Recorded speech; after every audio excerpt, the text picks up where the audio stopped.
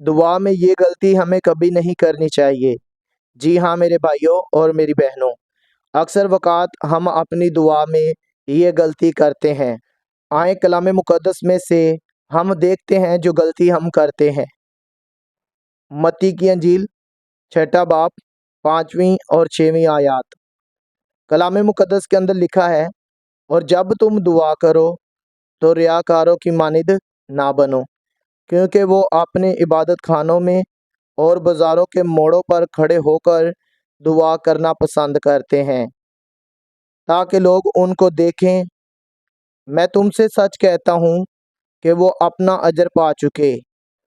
جی ہاں دوستو، ہم یہی غلطی کرتے ہیں کہ ہم لوگوں کو دکھاوے کے لیے دعا کرتے ہیں۔ ہم چاہتے ہیں کہ لوگ ہمیں دیکھیں کہ میں بہت دعا گو ہوں، لیکن ہمارا آسمانی باپ کیا چاہتا ہے، وہ کس طرح سے ہمیں چاہتا ہے کہ ہم دعا کریں، سو آئیں 6 آیت کو بھی دیکھتے ہیں۔ بلکہ جب تو دعا کرے تو اپنی کوٹری میں جا اور دروازہ بند کر کے اپنے باپ سے جو پوشیدگی میں ہے دعا کر۔ اس صورت میں تیرا باپ جو پوشیدگی میں دیکھتا ہے تجھے بدلہ دے گا۔ جی ہاں میرے عزیزوں، ہم اکثر دکھاوے کی دعا کرتے ہیں، لیکن آسمانی باپ چاہتا ہے کہ ہم پوشیدگی میں دعا کریں۔